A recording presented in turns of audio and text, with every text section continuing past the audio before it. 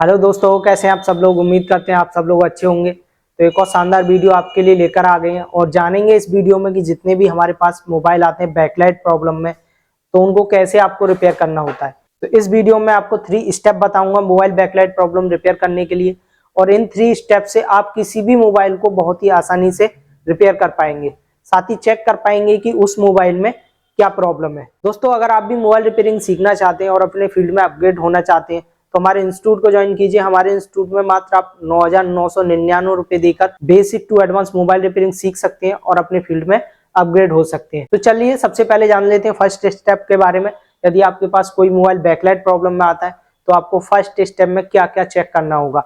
तो सबसे पहले आपको मैं प्रॉब्लम दिखा देता हूँ कि जब भी आपके पास कोई मोबाइल आता है बैकलाइट प्रॉब्लम में तो आपको वो किस तरीके से देखने के लिए मिलेगा। तो जैसा कि आप देख पा रहे हैं, जब भी आपके पास कोई भी मोबाइल बैकलाइट प्रॉब्लम में आएगा तो आपको उसमें ग्राफिक्स तो शो होगा बट बहुत हल्का। तो यहाँ पे देख सकते हैं, मैंने एग्जांपल लिया है और आप देख सकते हैं ये एक MI का मोबाइल है और यहाँ पे देख सकते हैं यहाँ पर MI लिखा हुआ शो हो रहा होगा आपको। तो ये भी जब आप इसमें लाइट मारेंगे ऊपर से तब ये देखने के लिए मिलेगा।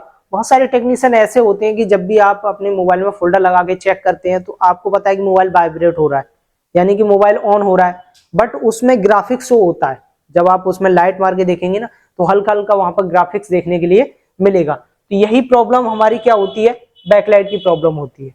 तो चलिए जानते हैं किस तरीके से आपको स्टेप बाय स्टेप इसको चेक करना होगा। तो चलिए फर्स्ट स्टेप पर चलते हैं और आपको बताते हैं। तो जैसा कि आप देख पा रहे हैं ये एक डिस्प्ले कनेक्टर है और साइड में आप देख सकते हैं मल्टीमीटर है।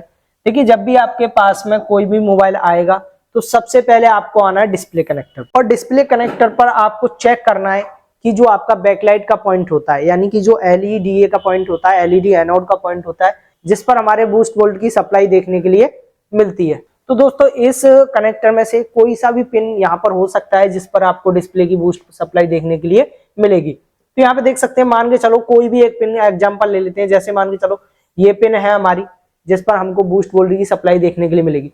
तो सबसे पहले आपको क्या करना है, नंबर 1, इस पिन का स्टेटस लेना, यानी कि इस पिन पर आपको सबसे पहले GR चेक करना होगा। GR मतलब ग्राउंड रेजिस्टेंस, यानी ग्राउंड पर एक पिन लगा के जो हमारी रेड पिन होती है उसको ग्राउंड पर लगाएंगे और चेक करेंगे यहाँ पर कितना GR देखने के लिए मिल रहा है। दोस्तों, अगर ये पिन ओके है, यानी कि इसका कनेक्शन हमारी IC तक ओके है, तो यहाँ पर 500 प्लस रीडिंग देखने के लिए मिलेगी। अगर यहाँ पर ये रीडिंग आपको देखने के लिए मिल रहा है तो लगभग हमारा ये पॉइंट ओके है। दूसरा कंडीशन हम चेक करेंगे हॉट टेस्टिंग। हॉट टेस्टिंग में क्या चेक करना है, आपको मोबाइल में अपने में बैटरी लगा देनी है, यानी कि अपना मोबाइल बैटरी से कनेक्ट कर देना है, यानी अपने मोबाइल में बैटरी इंसर्ट कर देनी है। उसके बाद में जो भी पिन आपने बैकलाइट की देखी है उस पर आपको VPH सप्लाई देखने के लिए मिलेगी।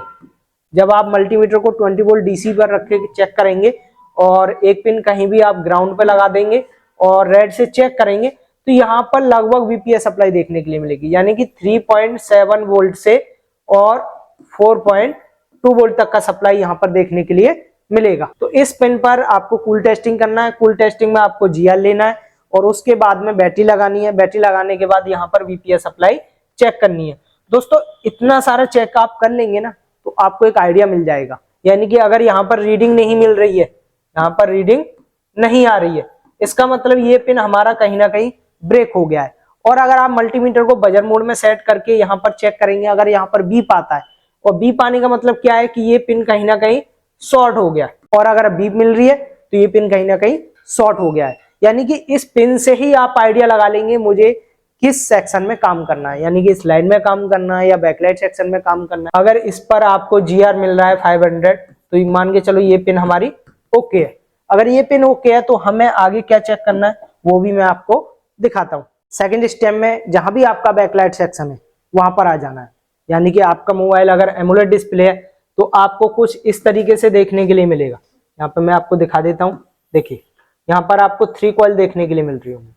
अगर आपका एमोलेड मोबाइल है तो यहाँ पर आपको इस तरीके का बैकलाइट सेक्शन देखने के लिए मिलेगा, जहां पर आपको 3 कॉइल देखने के लिए मिलेंगी। अगर आपका TFT डिस्प्ले है, TFT डिस्प्ले में आपका इस तरीके का 6 पिन का LED ड्राइवर IC लगा रहता है।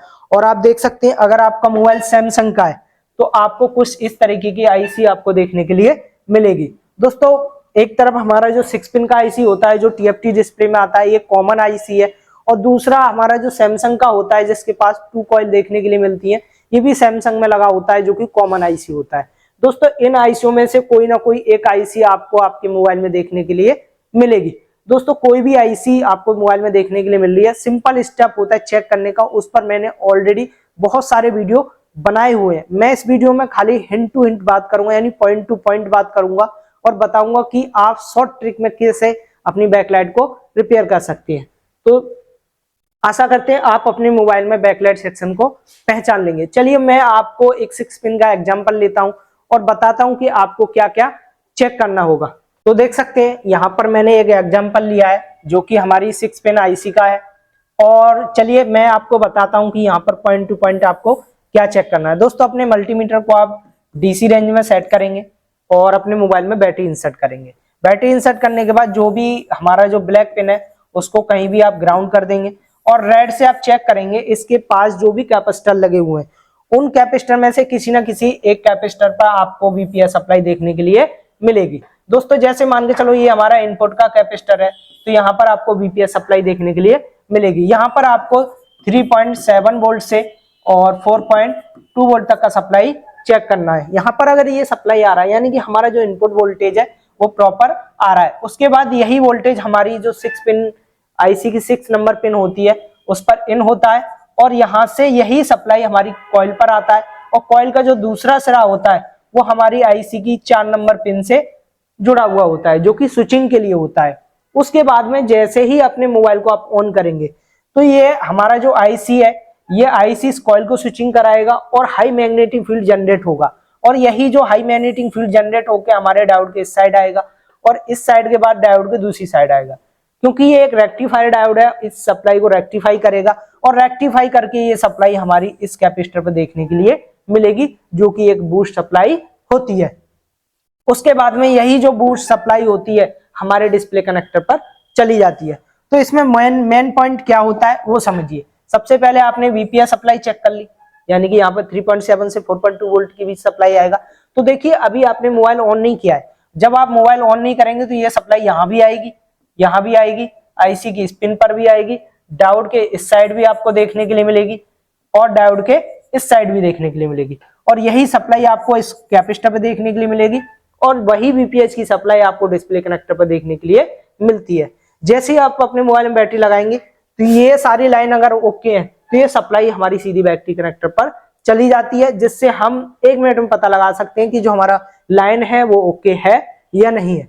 दोस्तों अगर इस लाइन में कोई भी शॉर्टिंग आ जाती है, मान के चलो अब इसमें शॉर्ट क्या हो सकता है, जैसे मान के चलो ये इनपुट का कैपेसिटर शॉर्ट हो गया तो बीपीएस शॉर्ट हो जाएगी, और बीपीएस शॉर्ट होगी तो हमारा मोबाइल डेड हो जाएगा। उसके बाद जो आउटपुट का कैपेसिटर है अगर ये शॉर्ट हुआ तो हमारा बैकलाइट नहीं जलेगा, यानी कि अगर ये कैपेसिटर शॉर्ट हो गया तो हमारा बैकलाइट नहीं जलेगा, और इसका डिफेक्ट क्या होगा कि ये कॉइल भी खराब हो सकती है।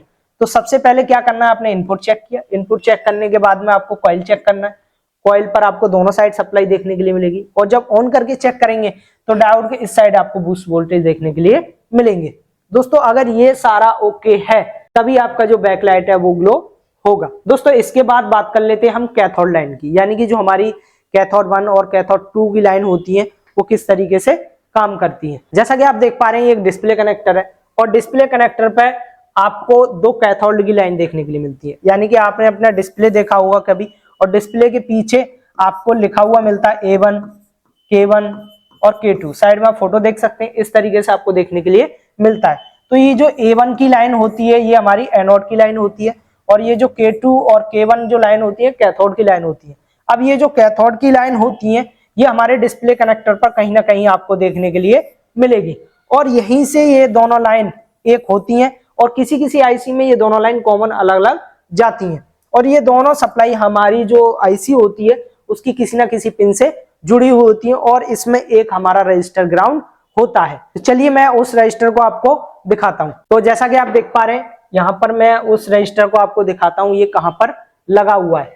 तो आप देख सकते हैं, देखिए ये इसका 1 नंबर पिन है जो कि एक फीडबैक यानी कैथोड का पिन होता है, इससे आपको एक रजिस्टर ग्राउंड देखने के लिए मिलेगा।